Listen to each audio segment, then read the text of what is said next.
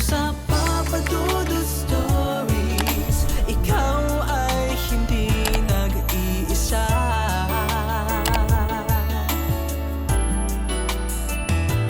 Dito sa Papa Dudut Stories, may nagmamahal sa'yo.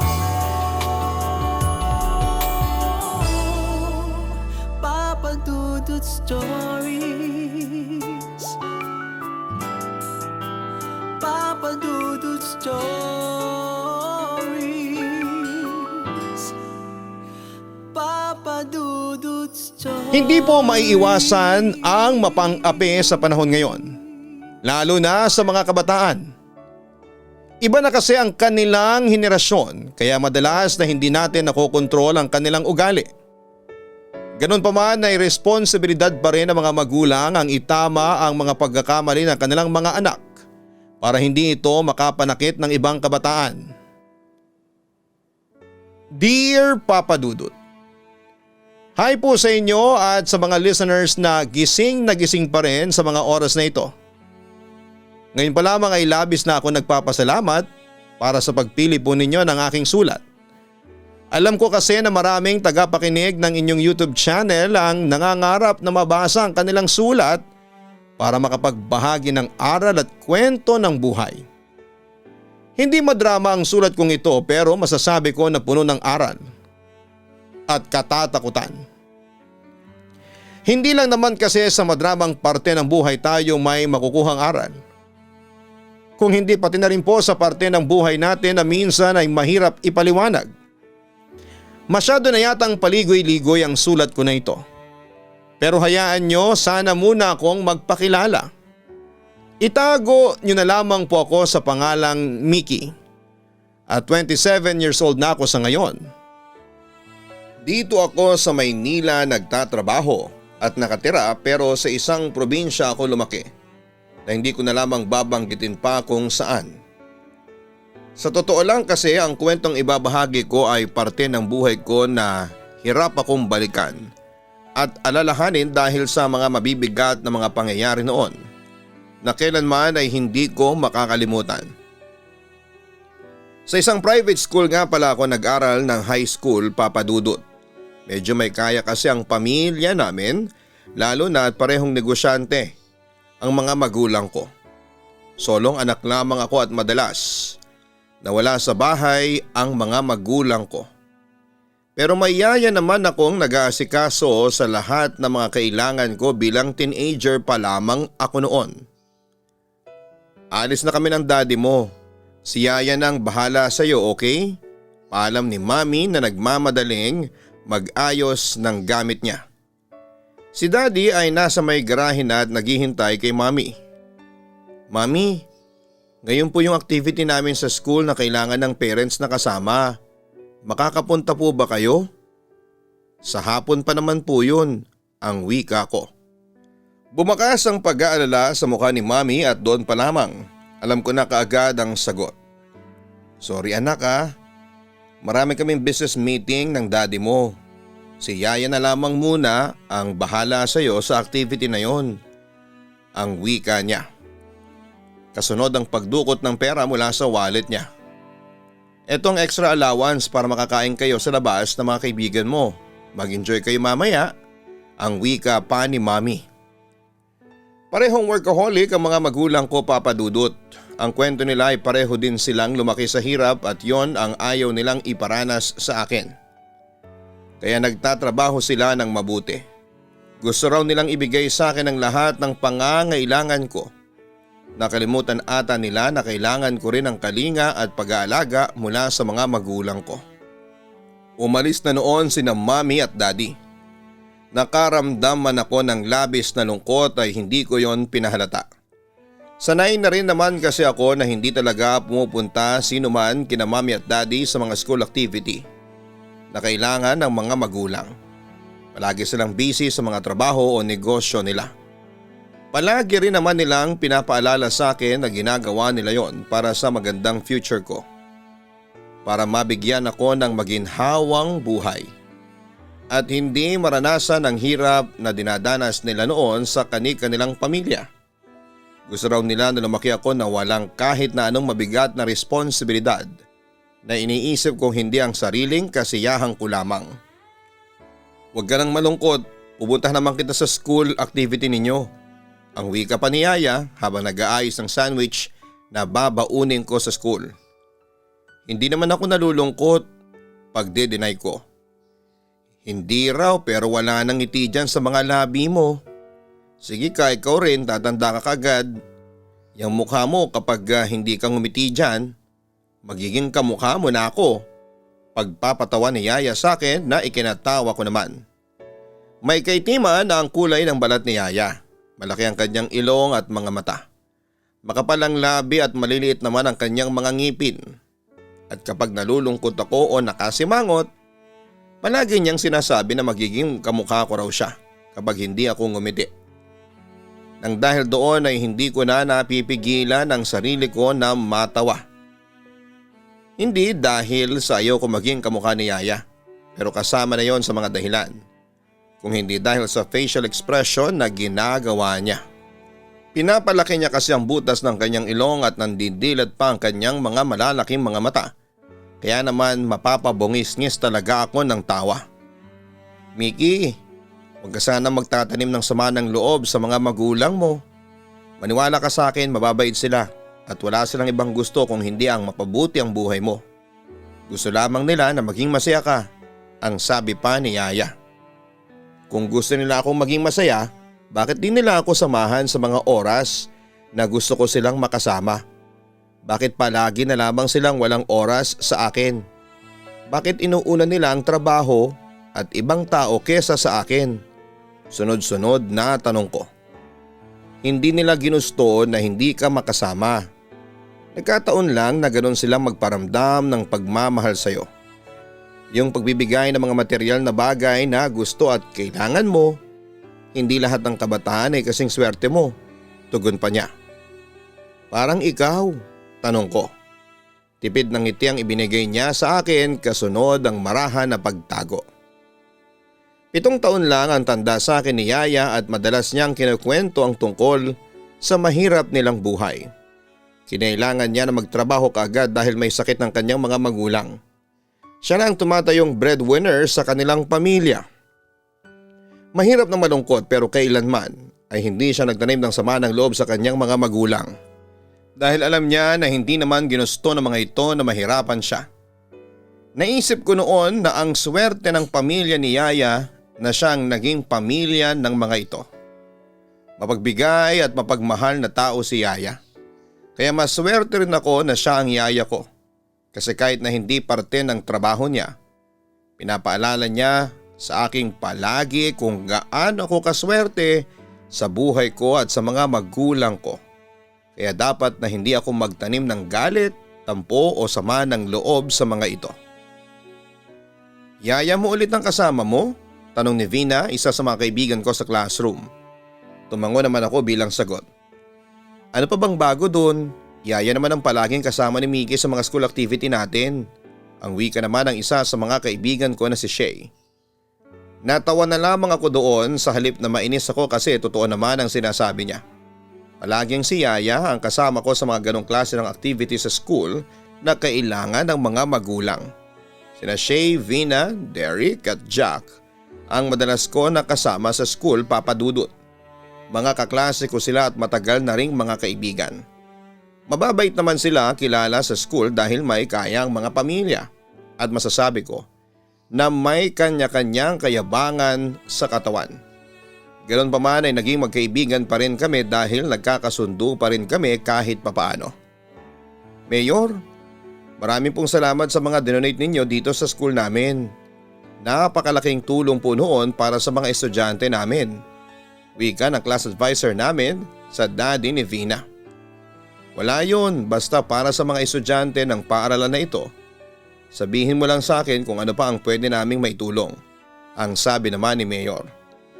Manang-mana po talaga ang anak ninyo sa inyo, napakabait na bata. Ang sabi pa ni teacher. Naku, mas nagmana siya sa akin dahil sa itsura pa lang. Para na kaming pinagbiyak na buko. Ang wika naman ng mami ni Vina na sinang-ayunan ni teacher at ni Mayor. Basta sa recognition day, huwag sanang mawawala sa mga estudyante na aakyat ng stage ang anak namin. Mahina ang boses ng mami ni Vina pero sapat na para maintindihan ko ang sinasabi niyang yon. Makakaasa po kayo, First Lady. Isa si Vina sa mga aakyat ng stage para sabitan ng medal. Tugon naman ang teacher namin na may napakatamis ng ngiti sa mga labi. Lumapit sa amin ang mga magulang ni Vina at nagpaalam na sa kaibigan ko. Bumati rin sila sa amin at sinabi na doon na kami magmerienda sa bahay nila pagkatapos ng activity na yon. Lahat naman kami ay sumang-ayon sa imbitasyon na yon ni tita. Papadudot anak ng mayor sa lugar namin si Vina. Kaya naman masasabi ko na siya ang pinakapaborito ng teacher namin. Madalas kasing mag-donate ng iba't ibang gamit sa school si mayor. Kung hindi gamit ay pera naman na labis na kinakatuwa ng mga teacher lalo na ng principal. Hindi matalino si Vina pero palagi siyang may academic award kada matatapos ang school year. Nakakatawa na nakakainis pero dahil sa kaibigan ko siya at mabait naman siya sa amin, pati na ang kanyang mga magulang ay hindi ako nagsasalita ng kahit na anong hindi magandang bagay tungkol sa kanya. Nang araw nga na yon ay doon kami dumiretso sa malaking bahay ni Vina. 3-story house yon. May 2 nakatatandang kapatid si Vina pero hindi namin gaanong nakakausap o nakakabatian. Kapag nandun kami sa bahay nila ay tanging mami lamang niya ang madalas naming nakikita. Eto na ang mga merienda ninyo, pansit palabok with puto, graham cake at soft drinks. Wika ng mami ni Vina. Kahit nasa bahay lamang ito ay naka-makeup at nakapostura pa rin na para bang may party na pupuntahan. Kaya sa aming magkakaibigan ay si Vina pa rin ang madalas na naka-makeup. Nasaan ang yaya mo, Mickey? Bakit hindi mo pa siya papasukin dito? Tanong ng ginang. Doon na lang daw po siya sa sasakyan maghihintay sa akin. Tugon ko. Bakit naman? Tanong pa niya. Para raw po hindi may istorbo ang pagbabanding namin dito. Tugon ko. Sabagay may punto siya. Sige, padadalhan ko na lang siya ng pagkain doon ha sa may garahe. Sila ng driver na kasama mo. O siya, maiwan ko muna kayo sa sala at may gagawin lang ako sa kusina. Paalam pa ng ginang sa amin. Namili si Vina ng DVD na panonoorin namin. Horror movie ang napili niya na The Ring ang title. Yun talaga ang madalas namin gawin sa bahay nila. Ang magbanding, kwentuhan, manood ng movie at magtakutan bago mag-uwian. Friday pa naman noon kaya sinulit talaga namin ang araw dahil wala kaming pasok sa school kinabukasan. Saka malapit na rin ang bakasyon namin kaya matagal-tagal na naman kaming hindi makakapag-bonding. Uuwi kasi ang mga kaibigan ko sa iba't ibang probinsya para dalawin ang mga kamag-anak nila. Kaya sinusulit talaga namin noon ang bawat araw na magkakasama kami kasi sobra naming mami-miss ang isa't isa. Natapos ang araw na yon na masaya kaming magkakaibigan. Kumusta naman ang school activity ninyo kanina? Tanong ni Daddy habang nagdi-dinner kami sa bahay. Late dinner kasi late na silang nakauwi. Sakto lang din naman para sa akin kasi medyo busog pa ako dahil sa masarap na merienda sa bahay ni Vina. Okay naman po Daddy. Nag-participate po si Aya sa mga activity doon at nanalo siya ng ilang prizes. Natutuwa ang kwento ko. Magaling kasi talaga si Yaya pagdating sa mga games o activity. Kung ako ang kasama mo kanina baka hindi ka nanalo. Natatawang wika pa ni Mami. Pero wag kang magalala next time, kami naman ang mami mo ang sasama sa'yo, ang sabi pa ni Daddy. Talaga po? Biglang na-excite na tanong ko. Oo basta ayusin lang namin mabuti ng daddy mo ang schedule namin para naman makabawi kami sa'yo, ang sabi naman ni Mami. Sige po, thank you po Mami Daddy, kagad na tugon ko. Pareho silang nangako na masasamahan nila ako sa next activity na kailangan ng mga magulang. Isang pangako na kahit kailan ay hindi naman natupad. Pero ayos lang. Inaalala ko na lamang palagi ang sinabi ni Yaya na lahat ng pagtatrabaho na ginagawa ng mga magulang ay para yon sa akin. Na maswerte pa rin ako na sila ang mga magulang ko. Papadudot nang magsimula ang summer vacation ay wala kaming pinuntahan na ibang lugar o probinsya ng mga magulang ko. Kagaya ng dati, naging abala na naman sila sa mga trabaho nila. Ako naman ay palagi lang nasa bahay o kaya minsan ay nasa mall, sa may clubhouse o nagbabike sa loob lang din ng subdivision namin. Napaka-boring ng summer vacation ko pero wala naman akong ibang magagawa noon. Kasi wala rin akong alam na ibang pwedeng puntahan na kakaiba. Hanggang isang umaga ay nagbike ako sa may subdivision namin at medyo napalayo na ako. Bigla na lamang may humabol sa akin ng 2 aso at natumba ang bike ko. Akala ko talaga ay lalapain na ako ng 2 aso na yon. Mabuti na lamang at may isang babae na kaedad ko lang din ang bigla na lamang pinagbabato ang 2 aso hanggang sa umalis sa mga ito. "Okay ka lang ba?" tanong niya sa akin. Magkasing tangkad kami pero kayumanggi ang kulay ng balat niya. Kulot ang buhok at sungki ang mga ngipin. "Ayos lang ako," tugon ko. "May sugat ka?" pansin niya sa braso at tuhod ko. "Ayos lang ako. Kaya ko namang maglakad." Wika ko pero nang subukan kong maglakad ay masakit pala ang binti ko dahil sa pagkakatumba ko at pagkakagasgas nito sa semento. "Halika, tutulungan na kitang maglakad. Ako na rin ang hahawak sa bike mo," aniya. Tatanggi sana ako pero hirap na talaga ako maglakad kaya hinayaan ko siya na alalayan ako hanggang sa makauwi ako sa bahay namin. Nang makita ko ni Yaya ay kagad niya akong inalalayan at naiyak naman akong sinabi sa kanya ang nangyari.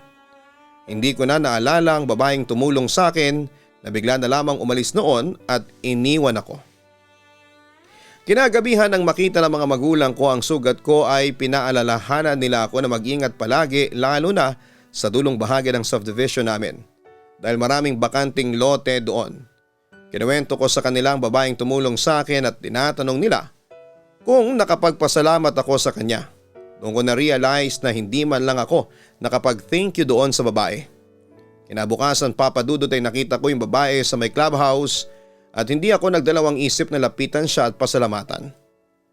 Doon ko nalaman na Josie pala ang pangalan niya at tita niya ang may-ari ng bahay sa subdivision namin. Nakikitira siya doon at mula siya sa malayong probinsya. Namamasukan din siyang kasambahay nito kapalit ang pagpapaaral na gagawin nito sa kanya. Mula ng araw na yon ay si Josie na ang kasama ko madalas noong summer vacation. Dinala ko na rin siya sa bahay namin at madalas ay nagpo-food trip kami at movie marathon. Mabait si Josie at walang kaarte-arte o yabang sa kanyang katawan. Malungkot din ang kwento ng buhay niya dahil halos kabaliktaran yon ng kwento ng sa akin. Kinailangan niya kasi na magtrabaho ng maaga para sa pamilya niya kasi panganay siya sa mga magkakapatid at umaasa ang mga magulang niya na sa oras na makapagtapos siya ng pag-aaral ay may ahon niya ang pamilya nila mula sa hirap. Kumbagay nag-aaral siya para sa responsibilidad niya para sa pamilya. Ako naman ay nag-aaral para sa sarili ko. Doon ko nga na-realize ang sinasabi ni Yaya na totoong maswerte ako sa buhay kumpara sa ibang tao. Papadudot nang matapos ang summer vacation namin ay nagulat ako. Nang ipakilala si Josie ng class advisor namin bilang bagong classmate namin. Hindi ko inaasahan na sa school namin siya mag-aaral dahil mataas ang tuition fee doon. Ayun pala ay nakakuha siya ng scholarship kaya naman nakapasok siya doon. Habang ipinapakilala nga siya ng teacher namin ay malaki ang ngiti sa mga labi niya at kumakaway pa sa akin. "Kilala mo ang tsaka na yan?" tanong pa ni Shay. "Huwag mong sabihin na kaibigan mo yan ha." "Ew," pabulong na dagdag pa ni Vina. Kapitbahay namin siya." May pag-aalinlangan na sagot ko. Mabuti naman kasi tsurang yan eh. Hindi dapat na kinakaibigan kaya wala sa inyo ang papansin sa kanya kung ayaw ninyong maging invisible din sa barkada na ito. Napapailing na wika pa ni Vina. Papadudot ayoko sanang sundin ang sinasabi niyo ni Vina. Pero kilala ko kasi siya. Madalas na napapahamak ang mga estudyante na kinakaayawan niya ng mga kaibigan ko. Kaya naman hindi ko talaga pinansin si Josie at para siyang naging invisible sa paningin ko. "Mickey!" Malakas na pagtawag ni Josie nang makapasok ako sa kantin. Mabuti na lamang papadudot at nauna ako sa mga kaibigan ko kaya hindi nila nakita yon. "Dito ka na, sabay na tayong kumain," pagtawag pa niya. Pilit akong ngumiti pero hindi ako lumapit sa kanya Kaya naman nagulat na lamang ako nang bigla siyang lumapit sa akin para hilahin ako sa may lamesa niya. Saktong dumating naman si Navina at nakita yon. Kaagad na tinulak ni Shay si Josie at bumagsak ito sa may sahig. "Pwede ba? Huwag mo ang hinahawakan ng kaibigan namin," bulyaw ni Shay sa kanya. Nagtingin na ng mga tao sa loob ng kainan sa pwesto namin. "Alam mo, hindi ka bagay sa school na to. Dapat sa iyo ay kinikick out dito," dagdag pa ni Vina. Umaling ang tingin ni Josie sa akin na tila humihingi ng tulong pero wala akong nagawa, Papa Dudut, at hindi ko siya tinulungan. Papa Dudut, hindi nagtapos doon ang pang-aapi at pangbubuli ng mga kaibigan ko kay Josie. Kapag wala ang teacher sa loob ng classroom ay nagsisimula na silang magparinig ng kung ano-anong mga masasakit na salita sa kanya. May isang beses pa na kinuha ni Jack ang baunang pagkain ni Josie at tinapon sa palda niya na uniform. Ang laman noon ay pinangat na tulingan. Umalingasaw tuloy sa buong classroom ang maasim na amoy ng pinangat. "Kadiri naman niyang pagkain mo, parang nabubulok na isda," ang wika pa ni Jack. "Sabagay, sanay ka naman sa ganyang amoy kasi ganyan din ang palagi mong amoy maasim." Dagdag ni Shay na sinundan pa ng tawanan ng iba ko pang mga kaklase sa loob ng classroom. May oras din at tinapon nila sa basurahan ang bag ni Josie. Nung bumalik si Josie mula sa kantina ay pinatid siya ng isang kaklase naming naging dahilan ng pagkakasubsob niya sa sahig. Hindi kaagad siya nakabangon at ang akala namin umaarte o umiiyak lamang siya, pero nang lapitan siya ng isang kaklase namin, nalaman namin noon ay natake na pala siya ng hika. Natarantang lahat lalo na nang dumating ang teacher namin. Kaagad itong hinanap ang inhaler pero walang nakapagturo kung nasaan. Dahil walang gustong umamin kung sino sa mga kaklase ko ang nagtapo ng bag ni Josie sa basurahan. Papadudot ng araw na yon ay binawian si Josie ng buhay. Walang sino man sa amin ang nakakaalam na may asma pala siya. Wala ring umamin sino man sa mga kaibigan ko sa ginawa nila kay Josie. At wala rin kahit na isa ang pumunta sa burol o libing niya. Naging invisible pa rin siya sa klase namin kahit na huling sandali ng buhay niya. Pero mula noon ay para bang mas naramdaman kong bigla ang existence niya sa buhay ko. Dahil palagi siyang laman ng mga panaginip ko. Mali sapagkat bangungot pala. Dahil walang araw na hindi niya ako dinalaw sa pagtulog ko. Galit siya, umiiyak at lumuluhan ng dugo at sinusumbat ang kanyang pagkamatay sa akin. Iniisip ko noon na baka nakokonsensya lamang ako nang dahil sa pagkamatay niya, pero hindi pala. Hindi lang pala ako ang dinadalaw niya. "Pati ba kayo? Napapanaginipan niyo siya?" tanong ni Vina nang magkakasama kaming magkakaibigan. Nagtinginan muna kaming lima bago sabay-sabay na tumango. Lahat kami ay nakakaramdam na hindi okay at hindi pa nakakatawid si Josie kahit na ilang buwan nang lumipas mula nang mamatay siya. Wala naman tayong kasalanan kung bakit siya namatay. Hindi natin siya pinatay, no? Ang wika ni Shay na kaagad na sinang-ayunan ng lahat. Papadudot, ewan ko at hindi ko alam kung tama ba ang sinabing yun ni Shay. Hindi ko rin alam kung coincidence lamang ba ang mga sumunod na nangyari. Namatay si Jack dahil sa cardiac arrest. Nasagasaan ng truck si Derek. Nahulog sa tulay ang van na sinasakyan ni Shay. At si Vina na nakita kong umiiyak sa panaginip at humihingi ng tulong sa akin. Kinabukasan ay nalaman ko na lamang na hindi na siya nagising mula sa pagkakatulog niya. Akala ko, Papadudot, ako na ang susunod na mamamatay. Akala ko ay mawawala na rin ako sa mundong ito. Kaya pumunta ako sa puntod ni Josie, umiyak at humingi ng tawad. Nakarinig ako ng mahihinang iyak pero wala akong kahit na sinong nakita. Wala akong kahit na anong nakita pero may naramdaman ako na may malamig na hangin na yumakap sa katawan ko. At hindi ko alam kung senyales ba yon na pinapatawad na ako ni Josie. Papadudot. Hindi ako nakisali sa pangbubuli na ginawa nila kay Josie. Pero hinayaan ko na maging invisible din siya sa buhay ko at sa buong classroom. Bagay na sobrang pinagsisisihan ko. Kaya sana sa mga nakakarinig ng kwento ko, Huwag nating hayaan na may ibang tao na apihin sa harapan ninyo. Gumawa tayo ng paraan para matulungan sila at huwag tayong maging bulag sa pang-aapi ng iba sa mundong ito. Dito na po nagtatapos ang sulat ko. Lubos na gumagalang, Mickey. Maraming salamat sa iyo, Mickey, sa pagbabahagi ng iyong Papa Dudut Stories. Sa ating mga ka-YouTube, marami sa atin ang nagpapadala ng sulat para may bahagi ang kwento ng buhay nila na labis nilang pinagsisihan. Hindi ba natin maibalik ang panahon para may tama ang mga maling bagay na nagawa natin? Pwede pa rin tayong gumawa ng mas tamang bagay sa ngayon. Sana'y dumating ang araw na mapatawad mo rin ang sarili mo. Alam ko at nararamdaman ko na hanggang ngayon, dala mo pa rin ang bigat dyan sa dibdib mo. Magdasal ka sa Poong May Kapal. Humingi ng gabay at kapatawaran at ipagdasal mo rin ang kaluluwa ng mga namayapa mong kaibigan. Hanggang sa muli, ako po ang inyong si Papa Dudut. Maraming salamat po at magandang gabi sa inyong lahat.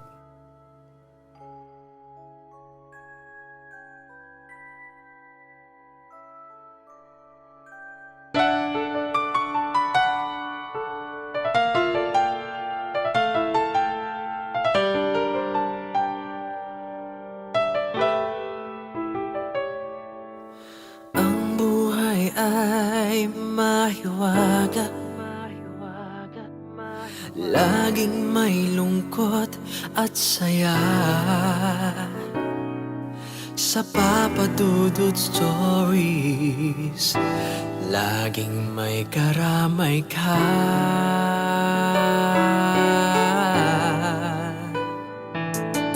Mga problemang kay bigat, dito ay pakikinggan ka. Sa Papa Dudut Stories, kami ay iyong kasama. Dito sa Papa Dudut Stories, ikaw ay hindi nag-iisa.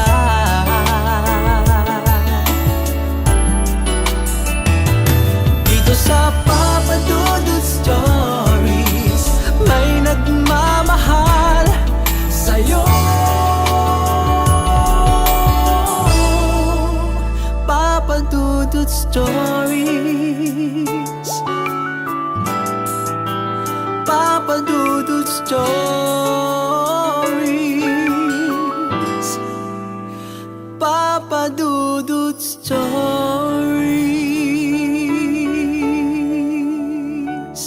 Hello mga ka-online, ako po ang inyong si Papa Dudut.